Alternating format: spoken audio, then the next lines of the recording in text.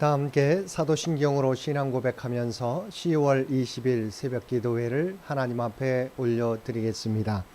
전능하사 천지를 만드신 하나님 아버지를 내가 믿사오며 그 외아들 우리 주 예수 그리스도를 믿사오니 이는 성령으로 잉태하사 동정녀 마리아에게 나시고 본디오 빌라도에게 고난을 받으사 십자가에 못 박혀 죽으시고 장사한 지 사흘 만에 죽은 자 가운데서 다시 살아나시며 하늘에 오르사 전능하신 하나님 우편에 앉아 계시다가 저리로서 산자와 죽은 자를 심판하러 오시리라. 성령을 믿사오며 거룩한 공회와 성도가 서로 교통하는 것과 죄를 사하여 주시는 것과 몸이 다시 사는 것과 영원히 사는 것을 믿사옵나이다. 아멘. 우리 다 함께 찬송 320장 함께 찬송 부르시겠습니다. 찬송 320장 함께 찬송 부르시겠습니다.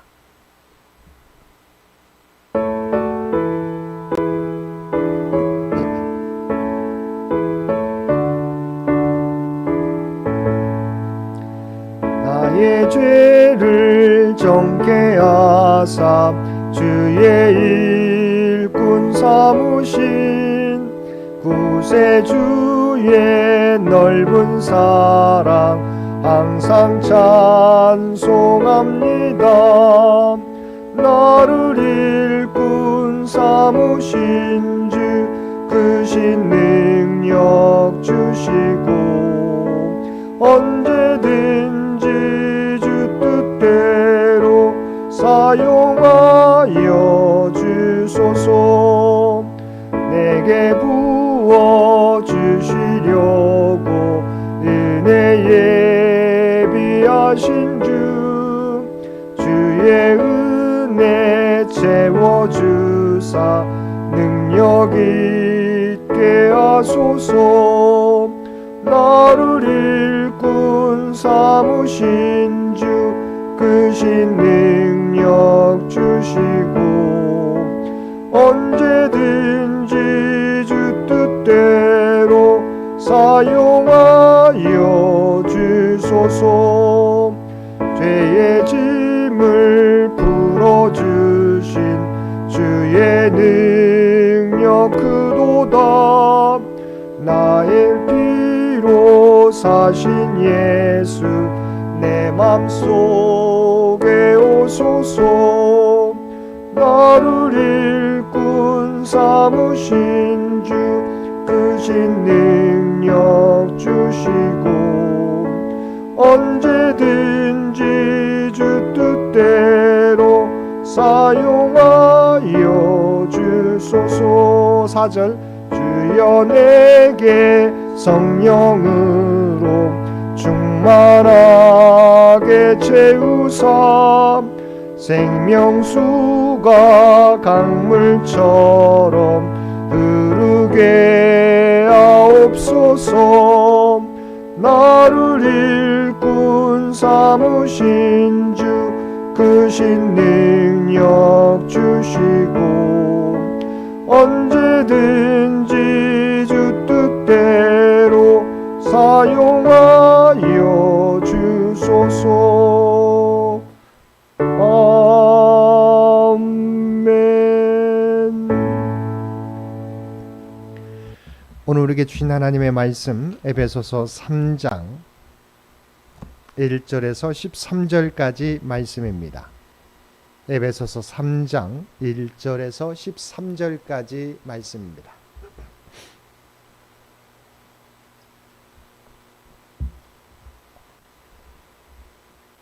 우리 주신 말씀 3장 1절에서 13절까지 우리 한 절씩 교독합니다. 이러므로 그리스도 예수의 일로 너희 이방인을 위하여 갇힌 자 된 나 바울이 말하거니와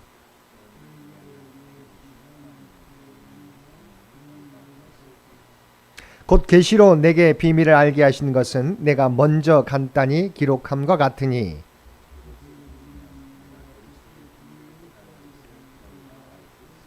이제 그의 거룩한 사도들과 선지자들에게 성령으로 나타내신 것 같이 다른 세대에서는 사람의 아들들에게 알리지 아니하셨으니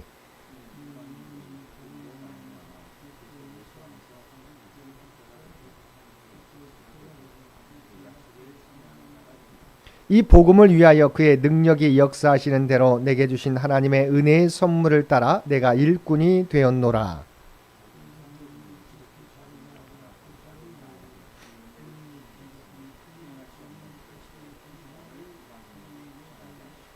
영원부터 만물을 창조하신 하나님 속에 감춰졌던 비밀의 경륜이 어떠한 것을 드러내게 하려 하심이라.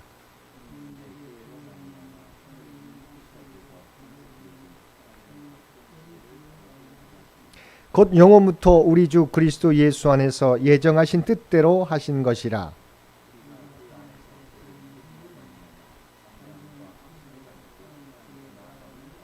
함께 읽겠습니다. 그러므로 너희에게 구하노니 너희를 위한 나의 여러 환난에 대하여 낙심하지 말라. 이는 너희의 영광이니라. 아멘. 오늘도 새벽을 깨우고 말씀과 기도로 금요일 하루를 시작하는 우리 모든 성도들 가운데 하나님의 놀라운 은혜가 언제나 함께하여 주시기를 주님의 이름으로 간절히 축원드립니다. 오늘 본문은 이방인의 구원이 본래는 하나님의 비밀이었다가 신약 시대에 이르러 드러나고 바울 자신이 이방인의 사도가 되어 그 일에 헌신하였음을 설명하는 내용입니다. 바울은 먼저 1절과 2절 말씀에서 그가 예수님의 복음을 위하여 감옥에 갇힌 것과 이방인의 사도가 된 것은 하나님의 은혜의 경륜이라고 말하고 있습니다. 사실 바울을 직접적으로 감옥에 가둔 자는 로마 황제의 권세를 대행하는 관리였으나 바울은 자신을 예수의 갇힌 자라고 표현해서 세상의 모든 일을 주관하시는 분이 세상의 위정자가 아니고 하늘의 권세를 가지신 예수 그리스도임을 분명히 하였습니다. 그리고 3절에서 6절 말씀에서 바울은 이방인의 구원에 관하여 자신이 깨닫게 된 비밀이 무엇인지를 밝힙니다. 하나님께서는 이방인들을 구원하기 위해 만세전의 계획을 세우셨습니다. 예수님께서는 2000년 전 이 땅에 오셔서 십자가에 달리심으로써 하나님이 세우신 구속사역을 완수하셨습니다. 그리고 하나님께서는 이방인들을 위한 구원사역을 위해서 바울을 부르셨다는 것입니다. 사실 바울은 어떤 사람이었습니까? 바울은 디모데전서 1장 13절 말씀에서 내가 전에는 비방자요, 박해자요, 폭행자였다고 고백하고 있고 이어지는 15절에서는 죄인 중에 내가 괴수라고 고백하였습니다. 그런데 하나님께서는 이런 바울을 불러 이방인을 위한 사도로 택하신 것입니다. 그리고 여기서 중요한 것은 이런 복음의 비밀은 계시로 알게 해 주셨다는 것입니다. 그래서 이 모든 것이 전적인 하나님의 은혜요, 하나님의 놀라운 경륜이라는 것입니다. 사실 세상에는 참으로 똑똑하고 지혜로운 사람들이 많이 있습니다. 그러나 그들 중에는 복음을 듣고 보아도 그 진술을 깨닫지 못하는 사람들이 많습니다. 그래서 그들은 구원에 이르지 못하고 있습니다. 그런데 우리는 복음의 비밀을 아는 자들입니다. 하나님의 계시가 성령의 조명 가운데 우리 가운데 임했기 때문입니다. 그러므로 우리가 잊지 말아야 하는 것은 복음의 비밀을 알게 된 것은 하나님의 은혜라고 하는 것입니다. 5절과 6절에서 바울은 하나님께서 바울 자신이 알게 된 비밀을 현재 신약의 사도들과 선지자들에게는 성령으로 계시해 주셨지만 과거 구약 시대에는 지금처럼 사람들에게 계시해 주시지 않으셨다는 것입니다. 그 내용은 이전에 약속의 언약에 대하여 외인이었던 이방인도 이스라엘 백성들과 동일하게 그리스도께서 행하신 구원의 은총을 누릴 수 있는 언약 백성이 될 수 있다는 것입니다. 또한 6절은 이방인이 그리스도 안에 거함으로 말미암아 복음을 통해 얻게 된 자격 3가지에 대해서 언급하는데 그것은 공동 상속자요, 또한 동일한 몸에 속하는 자요, 약속의 공동 참여자라는 것입니다. 쉽게 말하면 구원과 아브라함에게 주시기로 약속하신 복과 교회의 구성원이 되었다는 것입니다. 이것이 바로 교회의 본질이며 하나님의 구속 경륜의 비밀입니다. 이어지는 7절에서 9절에서는 바로 이 비밀을 이방인에게 전하는 것이 바울 자신의 소명과 사명이라는 것입니다. 7절에서 바울은 자신이 하나님의 일꾼으로 사역하게 된 것은 하나님의 은혜라고 고백하면서 8절에 보면 이렇게 하나님이 자기를 복음의 일꾼으로 삼으신 목적은 그리스도의 풍성을 이방인에게 전하기 위함이라고 말하였습니다. 여기서 그리스도의 풍성함이란 그리스도 자체를 의미합니다. 사도행전 3장에서 성전 미문에서 구걸하는 나면서부터 걷지 못하는 신체 장애를 가진 사람을 보았을 때 베드로와 요한이 어떻게 하였습니까? 은과 금은 내게 없거니와 내게 있는 이것을 내게 주노니라고 말하였습니다. 사실 이 거린이 기대하는 것은 돈이나 겉옷이나 먹을 것이나 실제적인 도움이 되는 것이었을 것입니다. 그러나 베드로와 요한이 이 거린에게 주었던 것은 나사렛 예수 그리스도였습니다. 나사렛 예수 그리스도의 이름으로 일어나 걸어라 명할 때 나면서부터 걷지 못했던 이 사람이 일어나 걸으며 하나님을 찬양하게 되었던 것입니다. 이처럼 세상 사람들은 당장 우리 삶의 문제가 해결되는 것을 바라고 기대하지만 가장 귀한 선물은 그 모든 문제를 해결해 주실 수 있는 예수 그리스도를 전하는 것입니다. 이어지는 10절에서 12절 말씀에서 바울은 이제 하나님의 뜻에 따라 교회를 통하여 하나님의 구속의 지혜가 온전히 드러나게 되리라고 선포합니다. 10절 말씀입니다. 이는 이제 교회로 말미암아 하늘에 있는 통치자들과 권세들에게 하나님의 각종 지혜를 알게 하려 하심이니, 여기서 하늘에 있는 통치자들과 권세들은 하늘의 천사들을 지칭하는 말입니다. 천사들은 하나님의 뜻과 지혜에 관한 한 어떤 존재보다도 정통하다고 할 수 있습니다. 그런데 하나님께서는 이제 교회로 말미암아 하늘의 천사들에게 하나님의 각종 지혜를 알게 하려 하신다는 것입니다. 이것이 바로 오늘 교회가 지니고 있는 위대함입니다. 오늘 우리는 교회 안에 있기 때문에 교회의 소중함과 위대함을 깨닫지 못하기도 합니다. 그러나 하나님의 계획은 교회를 통하여 하나님의 뜻과 각종 지혜를 세상 가운데 나타내는 것입니다. 문제는 교회가 이 놀라운 교회의 위치와 사명을 깨닫지 못하고 하나님의 영광을 가리우고 있다는 것입니다. 마지막으로 13절에서 사도 바울은 에베소 교회 성도들을 향해 자신이 감옥에 갇힌 일로 낙심하지 말 것을 주문하고 있습니다. 이것은 역으로 에베소 교인들이 사도 바울의 투옥으로 인해 낙심하였음을 시사해 줍니다. 당시 에베소 교회 성도들의 눈으로 볼 때 바울은 위대한 하나님의 종이었습니다. 그런데 그러한 바울이 하나님의 복음을 전하다가 로마의 감옥에 들어가게 된 것입니다. 이 모습을 본 에베소 교인들은 이것이 과연 예수를 잘 믿는 결과인가라며 낙심하지 않을 수 없었던 것입니다. 즉 바울은 자신의 투옥됨을 보고 신앙의 회의를 품으며 허탈과 낙심에 빠져 있을 에베소 교회 성도들을 향해 낙심하지 말 것을 권하고 있는 것입니다. 근데 여기서 우리가 특별히 주목해야 될 말씀은 13절의 끝부분에 나오는 말씀입니다. 이는 너희의 영광이니라. 바울의 고난이 어떻게 에베소 교인들에게 영광이 된다는 것입니까? 이것은 바울이 왜 감옥에 갇혀 있는가를 살펴보면 그 이유를 알 수 있습니다. 이유는 오직 단 한 가지. 그가 이방인도 유대인과 동일하게 오직 믿음으로 구원을 받는다는 것을 주장했기 때문입니다. 만일 그가 이것을 주장하지 않았거나 포기했다면 그는 지금 감옥에 있을 이유가 아무것도 없는 것입니다. 사실 성도가 복음으로 인해 고난당하는 것은 역으로 복음이 진리라는 것을 증거해 주는 것입니다.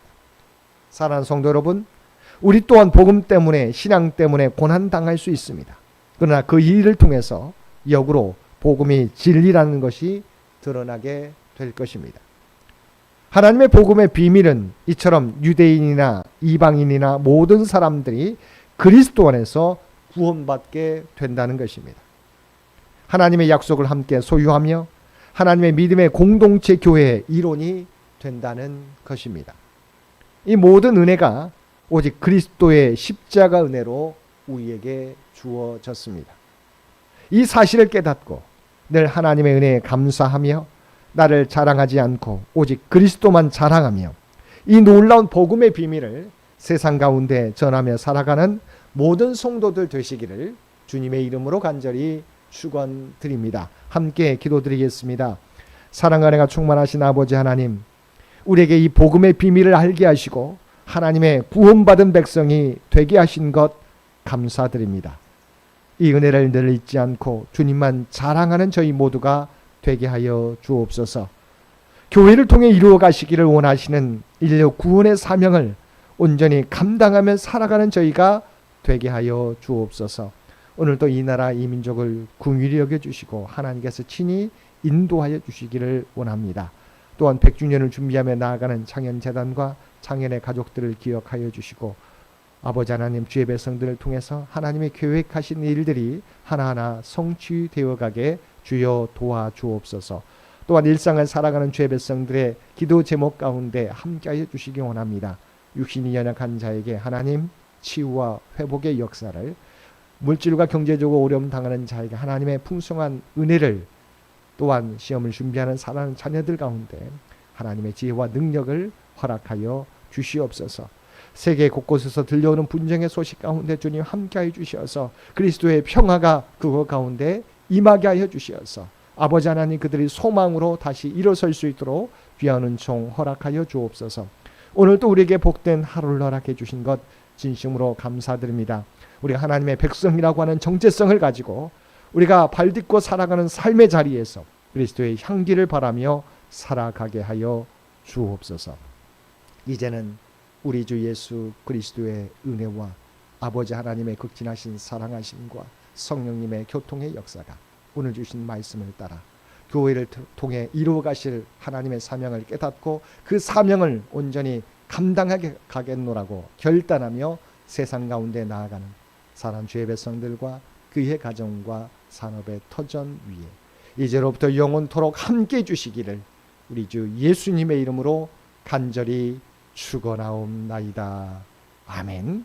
여러분 기도하실 때 오늘 주신 말씀을 위해서, 이 나라의 민족을 위해서, 창현재단을 위해서, 창현의 가족들을 위해서 기도해 주시고 각자의 기도 제목 가지고 하나님 앞에 더욱더 가까이 나아가시기를 바랍니다.